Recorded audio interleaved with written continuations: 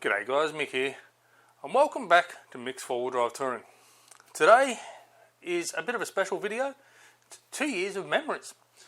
I worked it out the other day that my first video was officially recorded and released around May 2020. So that now gives me 2 years of Mick's 4-wheel drive touring.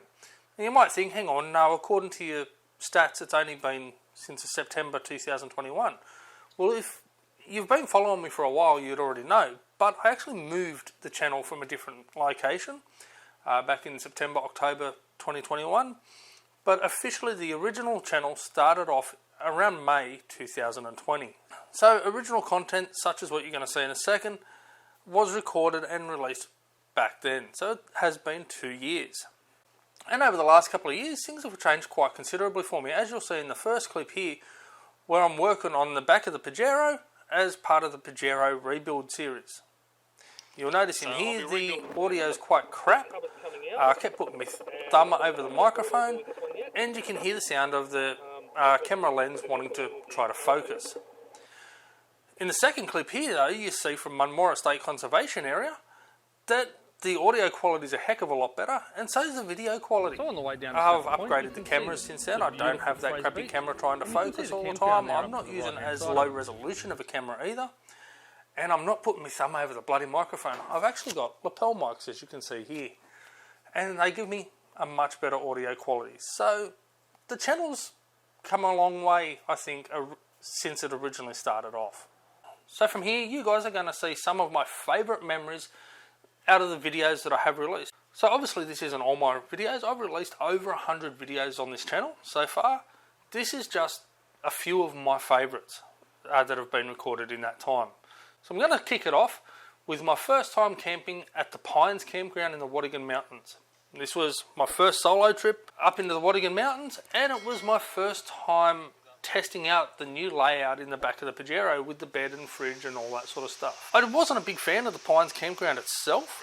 However, I really did enjoy the exploration in the area. There's some beautiful scenery in the area, and Boarding House Dam in particular was something that really stood out for me. Boarding House Dam, for me at least, is one of those places that just never seems to grow old. Every time you go there, there's just that beautiful feeling, relaxing, peaceful, and just amazing scenery. With the moss wall that goes for 100 odd metres, to the little waterfalls in the dam itself, and to the little walkways and that just through the place. It is a really magical area, and somewhere I really love taking people when I go up into the Wadigans with someone else, especially someone that hasn't been there before. My second favourite memory was just outside of the Pines. I stayed at another little clearing, effectively, where I found a couple of little dams and a bit more of a walking trail. This spot is sort of in between the Pines campground and the Pines picnic area on a little off-road track there. And it was a really gorgeous little camp away from the crowds, away from the rest of the people. And while at that camp, I took a little bit of a walk and I came across this beautiful little waterfall just outside of the Pines campground. It's actually part of the Pines Loop walking trail. I didn't know about this at the time, but I did come across it and I found it, and it's a gorgeous little spot. And I've done the full walking trail a couple of times now, and been down to this little waterfall. I don't know how many times I've taken my nieces down there and my family and that, and it's a beautiful little spot. Next on my favourite memories, well, this is my first ever camping trip with my brother.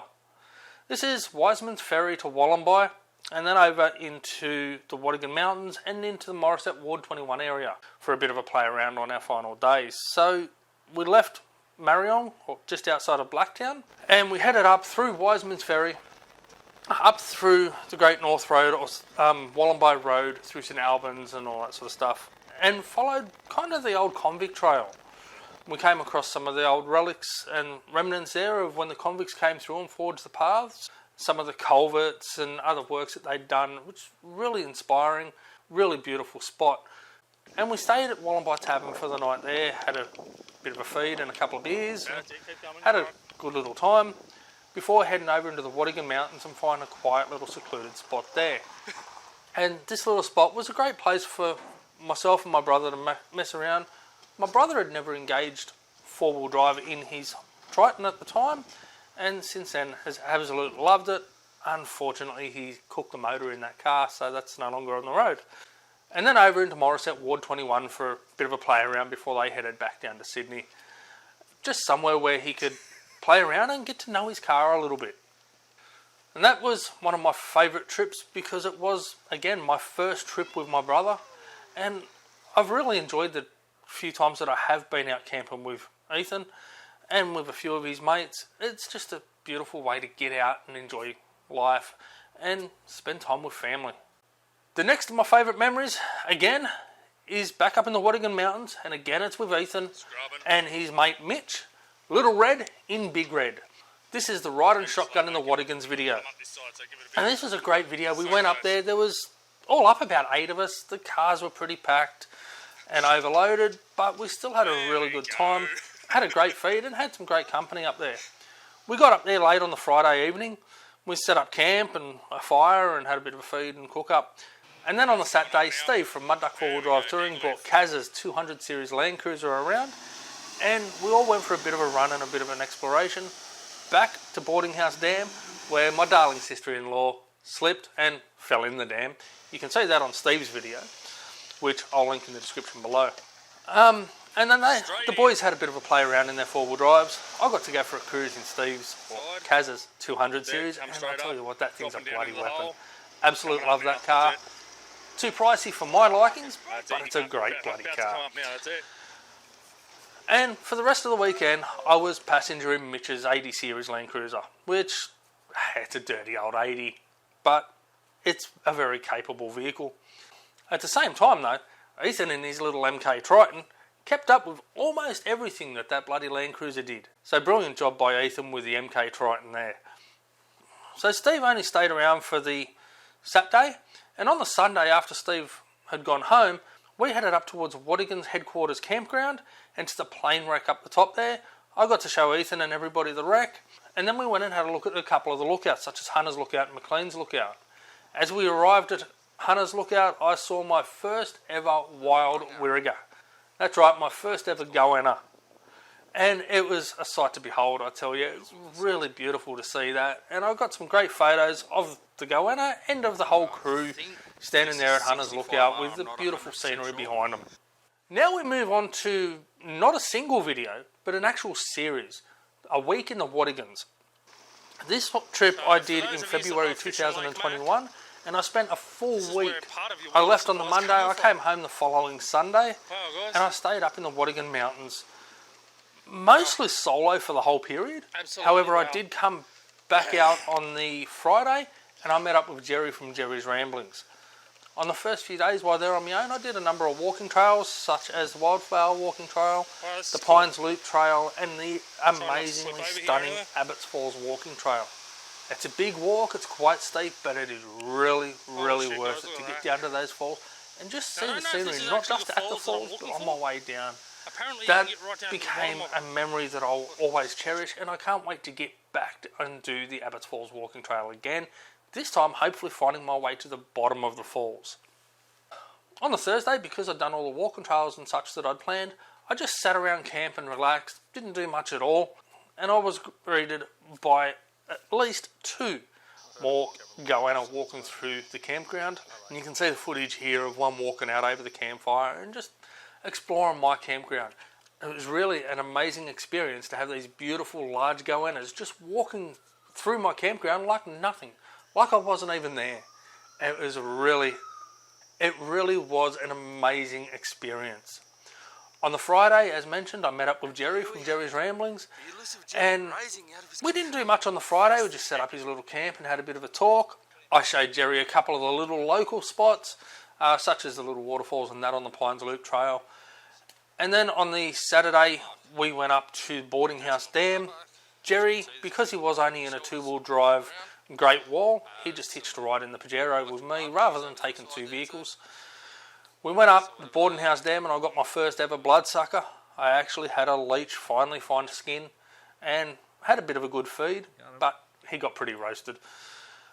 Then on the Sunday, before heading home, we got up before the sparrows fart, before the crack of dawn, and we went up to Heaton's Lookout and we watched the sun rise over beautiful Lake Macquarie and basically the entire Central Coast and even Newcastle region. From Heaton's Lookout, if you don't already know it, you can see Stockton Beach all the way south to Gosford. And to watch the sunrise up over the ocean and up over Lake Macquarie and everything there was really an amazing experience. From there we took off and had a look at a couple of other little lookouts and then went down and did the Gap Creek Falls walking trail. This is a spot that I've always loved. I've done this a number of times now and it is a really surreal experience, really? Sitting at the bottom of the waterfall in this deep gully, just watching the waterfall, listening to the sounds and the cool air and fresh air and everything like that down there. It is really a magical experience to sit there and watch that. And with waterfalls that I have seen, I haven't come across that same experience and that same feeling as I do when I'm sitting at the bottom of Gap Creek Falls. We headed back to camp after that. We slowly packed up and headed off. Jerry and I both parted ways at Morisset. He went back on the freeway to head home and I just went straight through it to come home. Now, finally, out of the Wadigan Mountains, and we head to Munmora State Conservation Area. This was one done during lockdown, so I could only stay within my local government area, and much of the Wadigan Mountains is Lake Macquarie government, therefore not an area I could travel. Munmora State Conservation Area, however, was still inside my local government area, and I took on the G-Bung walking trail. It's my first time ever doing this trail here in Munmora, and it really turned out to be an amazing experience and one that I really enjoyed doing over and over again. You come down through the first bit of the walking trail and it's sort of bushy and overgrown and reasonably dense, and then it clears out to flat sort of ferns and smaller plants. It thickens up a little bit again before it comes down into a sort of a rainforesty, swampy sort of an area. Really beautiful, vibrant green. You hear frogs and things like that croaking in the scrub, and there's a beautiful little spot there. And then you come back up onto the sandy trail, and again it opens up into sort of low-lying scrub. And when I say low-lying, I'm talking maybe hip-high. And you can sort of see for miles. As you come through the track a bit further, you get beautiful sweeping views out over Nora Head and Birdie Beach and Budgewoi and such. And you come up through a few little inclines, a few little drops, and then you come to a couple of these archways where the trees have just overgrown the track, and there's a little archway, and it's a really kind of eerie, surreal feel walking through what look to be dead, straggly trees, although they're not dead, and they're all interlocked at the top to make this beautiful archway tunnel, and it really is a surreal but kind of eerie feeling to walk through them. G-Bung Walking Trail finishes up at Waibung Heads, where you're greeted with the Waibung Trig Point. Now, for those that are into geocaching, this is a geocache location. Personally, I'm not, but it is a geocache location for those that are interested. And you have views there over so much area, out over the Central Coast. You can clearly see Nora Head, Bird Island, all through Budgewoi, Lake Munmora, etc. And you can even see the Wadigan Mountains off in the distance. Still up in Munmora State Conservation, we have the Tank Track and Timber Beach Trail. In particular, the Timber Beach Trail, really beautiful walk heading north towards Ghosty Beach. Not very long, but it's one of the more difficult walks I've done, and it really is gorgeous. And as you can see in this clip, it has really vibrant yellow sandstone for most of the walking trail. As you get to the bottom, again, it's only a short walk, but reasonably difficult. You're greeted by this beautiful secluded beach in the cutout of the rocks, and there's a little sort of waterfall running at the back of the beach. I did say in this video that I wasn't going to make my way down onto the beach. It's not something I plan to try, but I have tried it since with a mate Nathan, and it really is an amazing spot with a couple of little caves just inside the water and that, and a beautiful spot for a swim on a hot day. Timber Beach is a gorgeous little location and really well worth the walk. Next of my favourite, again, is in Munmora State Conservation Area, but this is a two-part video. See, this is the Mooney Beach Trail. So I have the Mooney Beach Trail and then return to Mooney Beach, because on the first video I got about 150 metres off the bottom of the trail and I rolled my ankle. I ended up in hospital, and it turns out I actually tore ligaments in my left ankle. So I was laid up for a few weeks while that tried to heal, and even today I still feel quite a bit of pain in that ankle. Twisted my but ankle on a rock. I don't let that affect me when it comes to walking trails, and generally it's not too bad. Because I did have that fall on Moonee Beach Trail, I vowed that I was going to get back there and I wanted to make it to the end of that trail and see what was there. So I went back once I was healthy and I was fine to get back up, and I completed the walk down onto Moonee Beach and to the Pink Boulder Caves, just outside of Catherine Hill Bay. Pink Boulder Caves, guys, I cannot stress enough just how amazing the site of the Pink Boulder Caves was.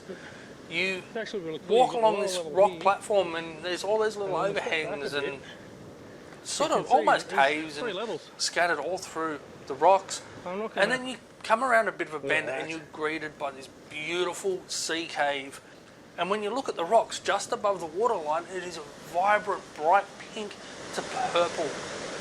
Depending, I believe, on the time of the year, the colours do change more from pink to purple. Oh my god. It was really, really amazing. I cannot express that enough. To see such strange colours in the rock formation, and to see these amazingly beautiful caves sitting there just wide open.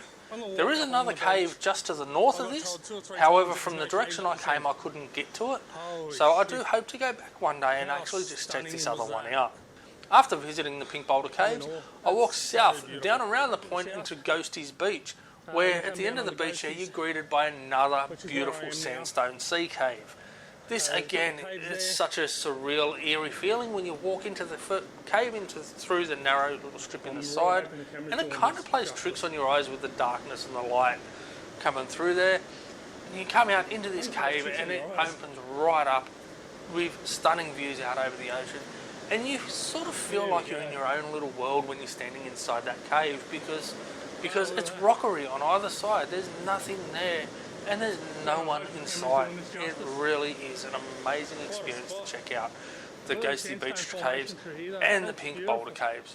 By all means, you can come in from Catherine Hill Bay and save yourself a lot of walk, but the walk from the Moonee Beach Trail in Mudmore Estate Conservation is really worth the effort.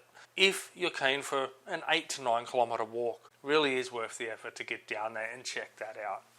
My next favourite, and this is a much more recent video, and again it's a family video, is our Christmas family getaway. We headed off from the Central Coast and we went down through Yarramalong, through Spencer, and we saw the beautiful Serenity sculpture by Peter Rush. We went down over Wiseman's Ferry, across the ferry, and we followed River Road along to Lower Portland until we finally came up to Putty Road, cut across into the Blue Mountains. The drive along River Road from Wiseman's Ferry to Lower Portland was a really spectacular drive. I was in awe with some of the sandstone and the rock formations hanging out over the roads, and just the scenery along there was really spectacular.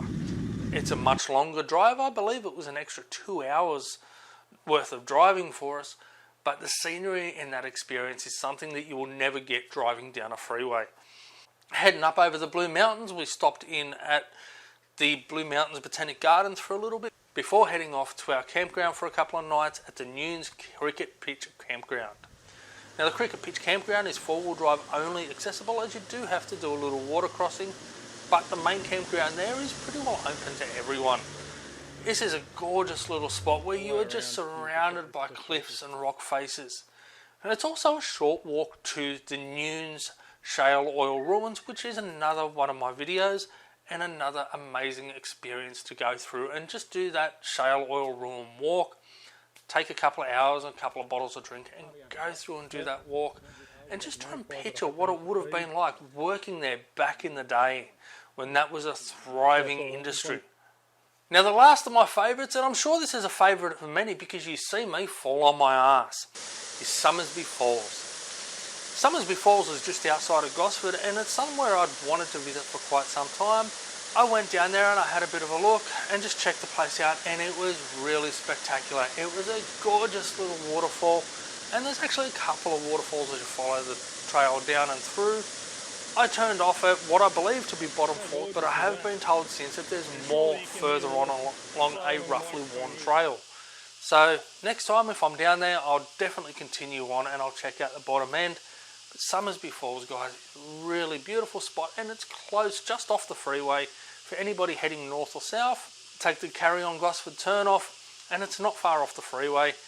Beautiful spot if you're heading from Sydney to Newcastle or something. Gorgeous little spot to stop for a bit of a lunch and stretch your legs. It's only 5 minutes off the freeway, and it really is a stunning little location. Heaps of bush turkeys, beautiful, beautiful waterfalls, and quite an easy walking trail. Just be careful if you decide to walk across the rocks to try to get to the bottom of the falls, so you don't fall on your ass like I did.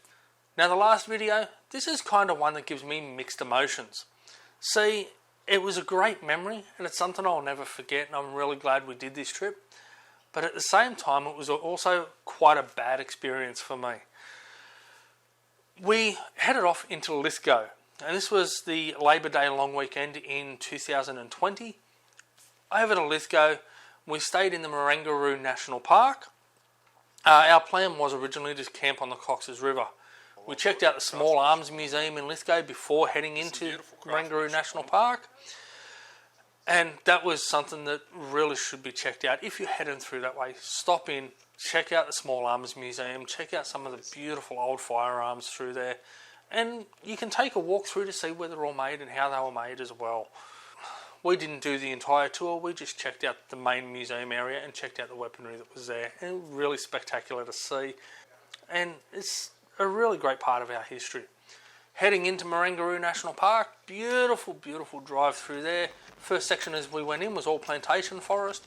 And we come down and we do a nice little water crossing, and this was my first ever water crossing. And I believe it was also Ethan's first ever water crossing in his Triton. And we went through, and I was towing what is now known as the Bad Luck trailer. And heading up one of the hills through Marangaroo National Park, and the Pajero for some reason ran out of power.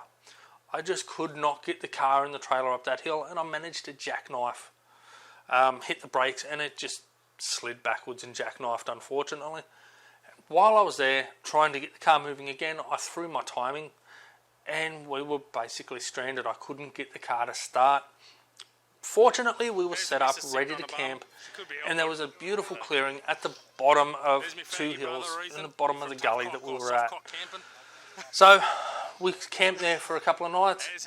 Big thank you to the guys from Western Sydney Bushwhackers in their Land Rover that towed me the 7 kilometres back out to paved road where I could be picked up by a tow truck. $500 tow truck trip and $350 odd for a new timing kit, and I managed to drive back home.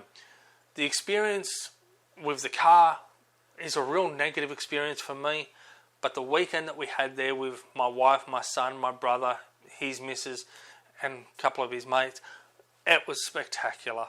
We really did have a good time, even though the Pajero broke down and we weren't able to do half the things we want. My brother, since this trip, has been back out there a number of times, and he absolutely loves the place. So next time I get a chance, Ethan, you'll show me around the place, brother. Alright guys, so that's my top memories over the last 2 years. Please comment below what your favourite video is and what your favourite memory from my last 2 years has been. I've got over 100 videos already shared on this channel, and I have plenty more to come in the future. So please, if you haven't already, subscribe to see all those. And please guys, if you have liked this video and liked the last 2 years worth of content, please leave a like on this video. And again, comment what your favourite video out of the last 2 years was. Alright guys, thanks for watching, take care, peace, and as always, I'll see you on the tracks. Yano!